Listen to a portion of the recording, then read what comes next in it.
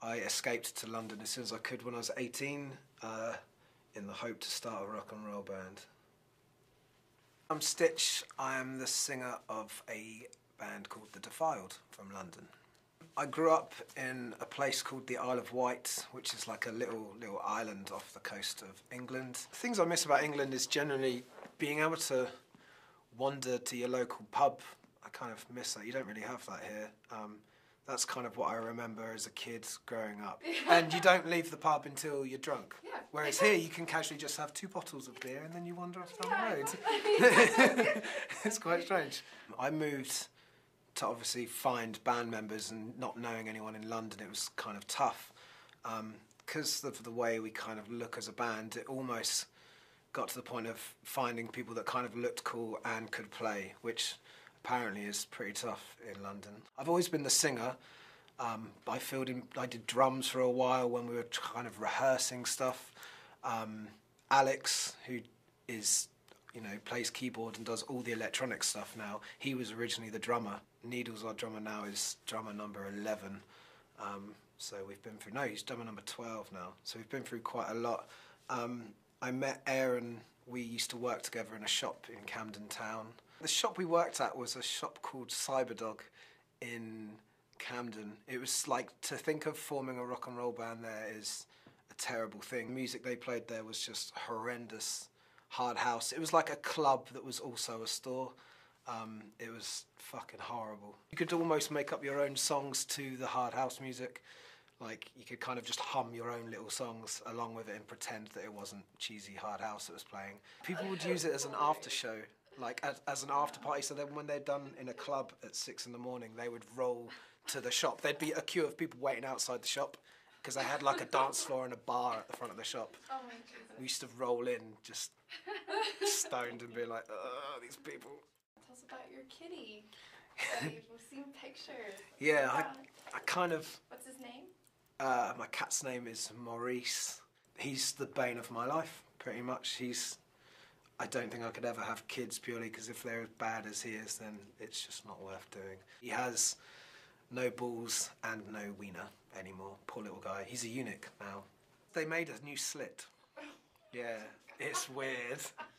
Style-wise, I guess, just like rock and roll guys, I guess, really. We're not just generic metalers. We don't walk around in, I was going to say band t-shirts, but I'm wearing a band t-shirt day in, day out. We dress like this every day. It's not like a thing that we put on each day.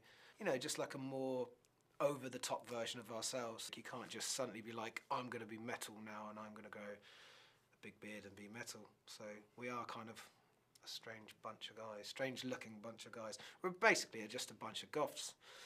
And we have no shame in admitting it.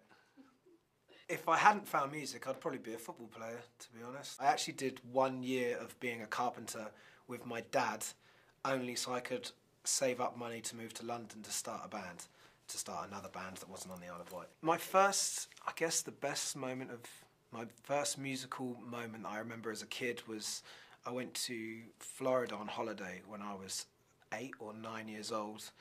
And my dad's, a massive fan of Rolling Stones and The Cult and Tom Petty and stuff like that. So he used to listen to the rock station every time we went on holiday to Florida. And I remember there was this one band, they kept on playing over and over again. And the band was Nirvana and the song was Smells Like Teen Spirit. And that literally, I'd say that song literally changed my life quite dramatically. Getting back to England and just listening to it religiously on headphones, not knowing what the hell it was, like it totally blew my mind as like a little kid. That was my first defining moment, I guess. That just changed everything for me personally. And I guess it changed, a whole generation of kids as well. It's still, to me, the best album that's ever been written by quite a distance. I guess the hardest part of being in a band is, I guess, touring. Like, you either love it or you hate it. I mean, our ex-drummer just hated it. He's an awesome guy, amazing drummer, and wanted to do this as a living. But it takes a certain individual to be able to go in a van for 6 weeks, not showering, being, you know, poor and skint and tired and hungover all the time. It does take a certain person to be able to take that. It's the shows that make it all worthwhile. I mean, all the crap that happens in the daytime is, you know, it's just, you have to get over that to at least be rewarded with the show. If the show is crap, then doing the Unspoken video was quite strange for us, because we've never like acted in a video before. Every video we've ever done is like us with guitars playing, so that's kind of a piece of piss to do. But I think we did alright. Like, I hope that we did alright. You guys did great. Yeah, it was a bit weird to do. For like 2 hours, me and Alex just running around. And then the other band members come in and they drag us off and start torturing us. I remember biting Aaron's hand at one point when he put it in my face. He bit me a few times, which was a bit strange. It's just kind of a grotesque, horrible looking video, which is kind of what we've wanted to do this whole time.